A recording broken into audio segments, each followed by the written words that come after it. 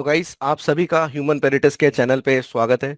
जैसा कि आप लोग जानते हैं, दिल्ली गवर्नमेंट में जीएनसीटीडी ने प्रिंसिपल एंड वाइस प्रिंसिपल के लिए वैकेंसीज को आउट कर दिया है और इसके लिए जो एग्जाम है वो यूपीएससी कंडक्ट कर रहा है।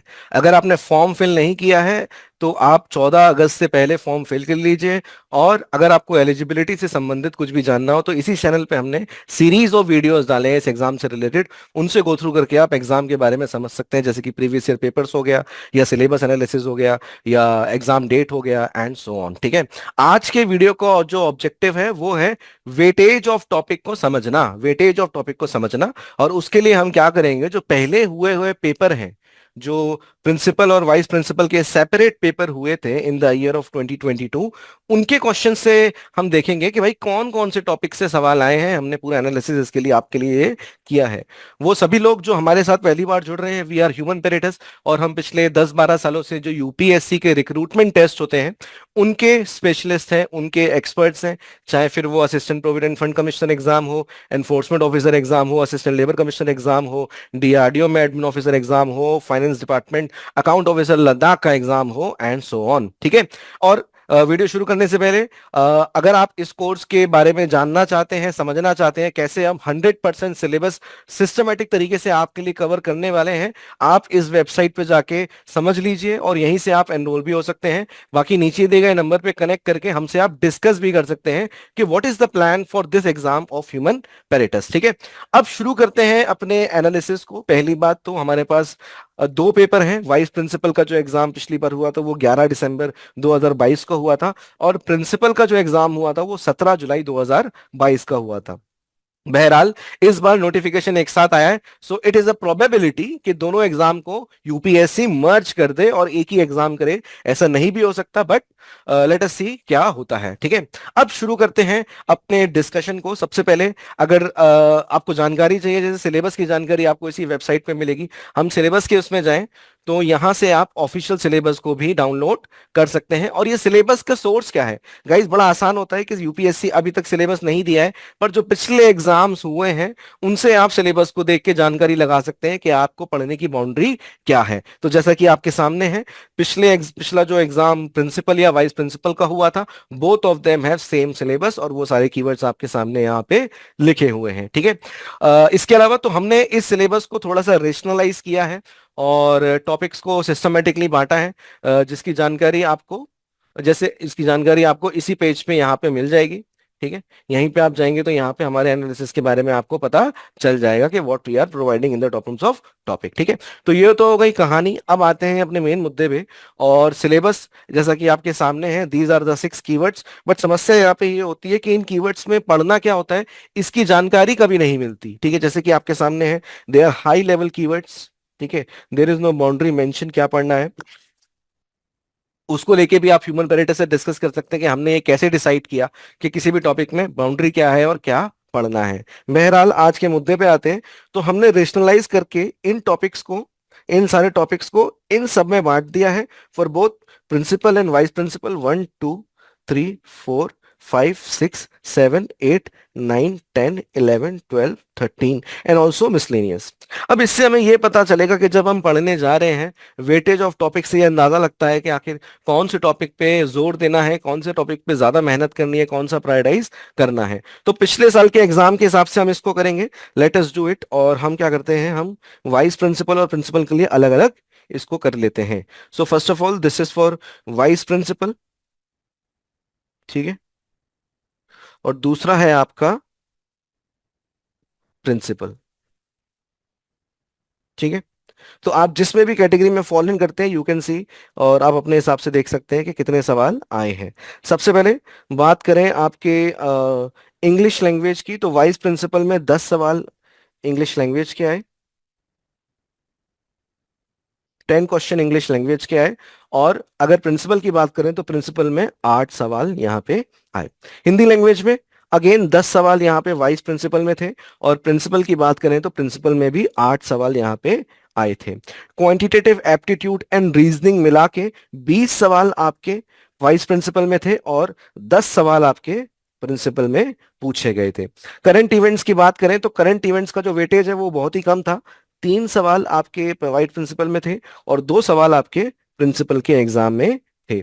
गवर्नमेंट स्कीम्स की बात करें तो 8 सवाल आपके वाइस प्रिंसिपल में थे और 3 सवाल आपके, again a very less number, जो थे आपके प्रिंसिपल में थे। ठीक है, आगे बढ़ते हैं। पॉलिटी की बात करें तो पॉलिटी ऐसा लगा था कि ज्यादा सवाल आएंगे, बट 3 सवाल केवल वाइस प्रिंसिपल से और 1 सवाल केवल प्रिंसिपल के पेपर में आया। उसके बाद इकोनॉमी की बात करें तो इकोनॉमी का 2 सवाल आपका वाइस प्रिंसिपल में आया और इकोनॉमी के 4 सवाल आपके जो थे वो प्रिंसिपल में आए। ठीक है, अब बात करते हैं आगे आने वाले टॉपिक्स की। कल्चर की बात करते हैं। कल्चर का एक भी सवाल वाइस प्रिंसिपल में नहीं आया था और 3 सवाल आपके प्रिंसिपल के पेपर में आए थे। ऑफिस मैनेजमेंट के 2 सवाल आपके वाइस प्रिंसिपल में थे और 2 ही सवाल आपके प्रिंसिपल में थे। एडमिनिस्ट्रेशन, एजुकेशनल एडमिनिस्ट्रेशन के 8 सवाल जो थे वो वाइस प्रिंसिपल में आए और 27 सवाल गाइस प्रिंसिपल के पेपर में आए। उसके अलावा एजुकेशनल पॉलिसीज के 18 सवाल वाइस प्रिंसिपल में आए और 22 सवाल आपके जो थे, 22 सवाल जो थे वो आपके एजुकेशनल पॉलिसीज के प्रिंसिपल में आए। ठीक है, मेजरमेंट एंड इवेल्युएशन के 23 सवाल आपके वाइस प्रिंसिपल में थे और 20 सवाल आपके जो थे वो प्रिंसिपल में आए थे। अच्छा, स्टैटिस्टिक्स भी हमने अलग किया है और स्टैटिस्टिक्स के 13 सवाल आपको वाइस प्रिंसिपल में देखने को मिले और 9 सवाल आपके प्रिंसिपल में देखने को मिले। इसके अलावा एक मिसलेनियस का कोई भी एक्स्ट्रा सिलेबस के बाहर कोई सवाल नहीं आया था, बट एक सवाल जरूर प्रिंसिपल के पेपर में ज्योग्राफी का आया था, जो पूरी तरीके से ज्योग्राफी की फिजिकल ज्योग्राफी पे बेस्ड था। It has nothing to do with any topic जो आपके सामने लिखे हुए हैं। ठीक है, तो अब इससे अंदाजा लगता है कि पहले तो सिलेबस जो है वो 2 भागों में बंटता है। एक है आपका जो आपका डोमेन नॉलेज का जो है, जैसे कि एजुकेशन के टॉपिक्स हैं उसका, और दूसरा आपका जो यूपीएससी के जेनरिक टॉपिक्स होते हैं, English, quant, current year schemes and so on. ठीक है, तो यहाँ पे क्लियरली आपको दिखता है कि जब आप एजुकेशन टॉपिक्स की बात करते हैं तो वाइस प्रिंसिपल में एडमिनिस्ट्रेशन के 8, 8, 18, 26, 26 और 13, 23, 49, 49 और 13।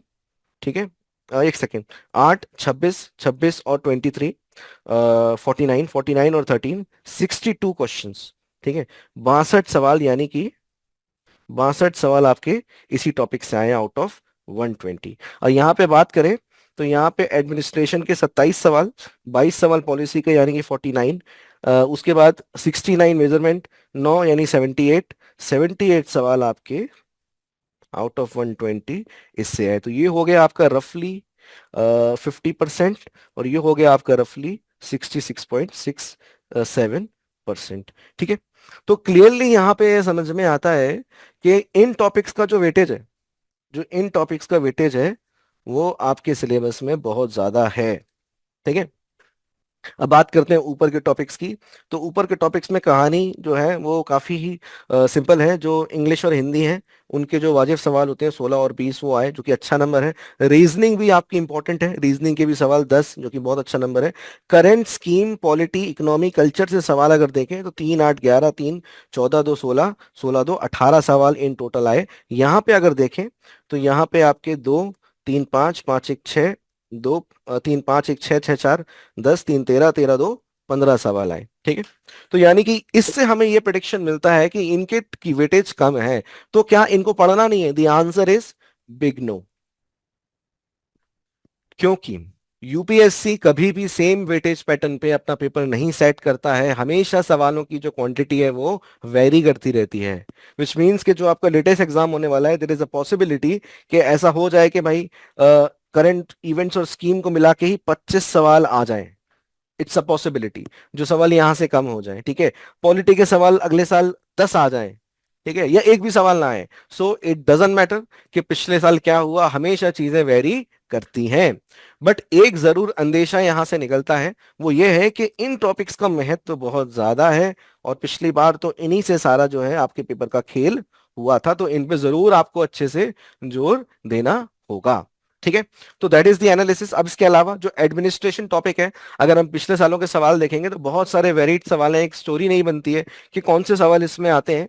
तो गाइस, एडमिनिस्ट्रेशन के जो टॉपिक्स हैं वो आप ऐसे देख सकते हैं कि आरटीआई है, पॉश है, जीएफआर है, जुवेनाइल जस्टिस एक्ट है, एनडीएम गाइडलाइंस है, प्रिवेंशन ऑफ करप्शन है, central civil service pension rule है, protection of child and sexual offence act है, एंड सो ऑन। ठीक है, तो ये कुछ एडमिनिस्ट्रेशन का आपका बनता है, और यहां से हमारी कहानी पूरी कंप्लीट हो जाती है। अब आते हैं गाइस के वंस कि आप ह्यूमन पेरेटस के संग कैसे तैयारी करेंगे। तो गाइस आप कहीं से भी तैयारी कर रहे हो, कुछ भी आप कर रहे हो अपने लिए, एक बार आप ह्यूमन पेरेटस का वनडे फ्री ट्रायल लेंगे, you will see, you will get to know कि हमने कितने सिस्टमेटिक तरीके से आपके लिए एक ही जगह सब कुछ प्रोवाइड कर दिया है। ठीक है, so once you are enrolled with us, हम तीन या चार चीजें करते हैं। सबसे पहले हम फिजिकल बुक्स कोरियर के थ्रू आपके घर पे भेजते हैं। उसके बाद हम आपको ह्यूमन पेरेटस के लर्निंग मैनेजमेंट सिस्टम में एनरोल करते हैं, जो कि कुछ इस प्रकार से दिखता है। ठीक है, यहाँ पे अगर हम किसी भी एक टॉपिक में, चाहे लेट सपोज मैं इंडियन कॉन्स्टिट्यूशन में चला जाता हूँ, तो किसी भी टॉपिक की पढ़ाई कैसी होगी, तो जैसे मैं अगर डीपीएसपी में गया, तो डीपीएसपी के लिए तीन चीजें होंगी। सबसे पहले सवाल, जो सवाल सबसे पहले तो क्लास, जो क्लास हर एक टॉपिक के लिए अलग अलग आपको देखने को मिलेगी। ठीक है, you can cover the syllabus with the class, you can also go through the E content जो हमने इस तरीके से यहाँ पे दिया हुआ है, इससे भी आप अपनी पढ़ाई कर सकते हैं।